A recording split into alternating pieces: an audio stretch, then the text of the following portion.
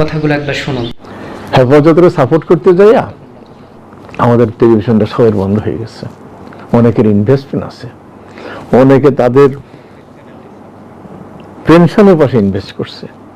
আমরা কি উত্তর দেব? কোনো উত্তর নাই। তারপর জিজ্ঞেস করতে পারেন আপনারা সার্ভাইভ করলেন কেমনে? আমরা সার্ভাইভ করলাম 2012 সালে, যে এখন দেখলাম যে আর আমাদেরকে গভর্নমেন্টের কোনো এরিয়া দিচ্ছে না, আর অ্যাডভার্টাইজ দিচ্ছে না। তখন ইনু সাহেব তথ্যমন্ত্রী, উনি সব তথ্যমন্ত্রী। তখন আমরা করলাম কি, এই কস্ট বাঁচানোর জন্য আমরা 8 টাকার পেপার 10 টাকা করলাম। এতে করে আমাদের লসের ভাগটি একটু কমলো। দুর্ভাগ্য তো সেই 2013 সালের মে মাসে আমাদের চ্যানেলটা বন্ধ করে দিল।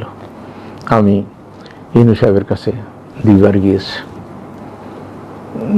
প্রথমবার তো উনি কথাই বলতে চায়নি, পরবার কথা বলেছে এবং বহু রিকোয়েস্ট করছি যে আমাদের অনেকগুলা জব চলে গেছে। উনি বললো যে আমি এই চেয়ারে বসা 6টা চ্যানেল একসাথে দেখতে পারি, 6টা কি 8টা টেলিভিশন আমার সামনে। আপনারা ছাড়া এই নিউজ আর কেউ করেনি। কোনটা? হেফাজতের এটা ওনার কথা। এখন আমি তো আর 6টা টেলিভিশন একসাথে দেখিনি, আমি ওনার মুখেতে শুনছি। আপনারা কেন করতে গেলেন? আপনাদেরকে খোঁজা হয়েছে, ওখানে যিনি কি অফিসার ছিল, যিনার দায়িত্ব এটা ছিল, উনি আপনাদের খুঁজছে, আপনারা কেউ রেসপন্ড করেননি। আমি কিন্তু আমার টেলিভিশনে কোনো টেলিফোন আসেনি। আমি যে চ্যানেল বাঁচানোর জন্য তো আপনাদের কথা হয়তো শুনতাম না, কিন্তু আমি এই মেসেজটা পাইনি। এখন যাদেরকে দিয়েছেন হয়তো তারা করেনি। আর পরে অনেক রিকোয়েস্ট করছি, দেখেন একটা জিনিস বন্ধ করতে হলে তো মানুষের একটা ওয়ার্নিং দিবেন, চিঠি দিবেন। ওরা করছে কি, তথ্য মন্ত্রণালয়ে যাইয়া ওই একজন আর্মি পার্সোনাল পাঠাইয়া একবার অন দ্য স্পট সব বন্ধ করে দিচ্ছে। ওদের কি আছে কিটা উঠে নিয়ে চলে গেছে উইদাউট এনি ওয়ার্নিং। এরপর আমি বহু দরবার করছি, আমাদের ইস্কান্দার ভাই উনি সহ গেছে, আমি বহু জায়গায় গেছি, ওনাদের চেষ্টা করছি, ওনারা এটা আমাদের খুলতে দেয়নি। আরেকটু সংযোগ করি, মানে চ্যানেলটাকে প্রচারে আনার জন্য 500-600 কর্মীদেরকে স্বাবলম্বী করার জন্য বলার মতো কোনো প্রেক্ষাপট, কোনো স্মৃতি আছে কিনা? একটা তো বললেনই, মানে রিকোয়েস্ট করা বা সামনে যাওয়া, অগ্রসর হওয়ার বিষয়ে কোনো গল্প যদি থাকে। আমরা আরেকটা এরিয়া আছে, আমেরিকান অ্যাম্বাসেডারের কাছে 2বার গিয়েছি আমি। 2বার আমেরিকান অ্যাম্বাসেডার তখন ডন মর্জিনা ছিল, উনি আমাদের কথা শুনেছে এবং বলছে যে আমি বলবো, কিন্তু কতটুকু হবে আমরাও জানি না। আমাদেরকে খুব পছন্দ করছে, যার জন্য আমাদের বাসায় আমাদেরকে দাওয়াত দিয়েছে যে আসেন, আমাদের বাসায় আসেন। তো আমাদের চেষ্টার ত্রুটি ছিল না। মানে দিগন্ত টেলিভিশন প্রচারে আসুক, সেটার জন্য ডন মর্জিনা বা আমেরিকান অ্যাম্বাসিডর ফোন করেছে, অথচ তারপরও প্রচারে আসে।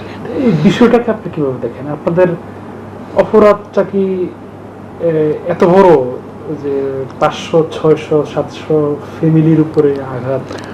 এখন আমরা এমনও শুনেছি সাংবাদিক মারাও গেছে, বিকাশের দোকানেও কাজ করেছে, পরে মারা গেছে, এমনও শুনেছি আমরা। এখন দেখেন, ওই জিনিসটা সরকার অনেকটা তাদের বিরুদ্ধে গিয়ে সেটাই তারা সবাই মিলে মনে করেছে। স্পেশালি একটা ঘটনা আমরা পরে পেপারে আসছে, বিভিন্ন কথায় আসছে, যদিও আমি সন্ধ্যার সময় এটা দেখিনি। আমি ভোর রাতে উঠে নামাজ পড়ার সময় হঠাৎ করে দিগন্ত আর নাই। সবাই ফোন করা শুরু করলাম, বললো যে আমাদের এটা বন্ধ হয়ে গেছে।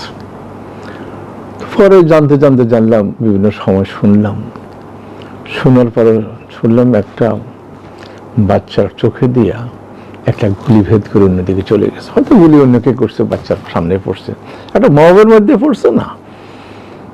এইটা নাকি সরকারের মনকে নাড়া দিয়েছে আর কি। সেটা বড় একটা কারণ হইতে পারে, যেটা এখন যদি বন্ধ না করি, ভবিষ্যতে যদি আরো প্রচার হয় তখন তো আরো বিপদ হবে। অনেক সময় ধরেন প্রতিটি সরকার শব্দ একটা ইউজ করছে, রাজাকার। রাজাকার পরেই কিন্তু ওনার আস্তে আস্তে পতন শুরু। এখানেও কিন্তু মনে করি যে এটা একটা ইট ওয়াজ দ্য টার্নিং পয়েন্ট। যদি আমাদের ওটা বন্ধ না করতো, হয়তো অন্যান্য চ্যানেলগুলো এটা প্রচার করতো যে একটা বাচ্চার চোখ ভেদ করে একটা গুলি গেছে। হ্যাঁ, ওনাদের পক্ষে রাইট, এটা তাড়াতাড়ি বন্ধ করছে, এটা প্রচার করা যাবে না। ইসলামিক টিভি বন্ধ করে দিল, আমাদেরটা বন্ধ করে দিল, শেষ।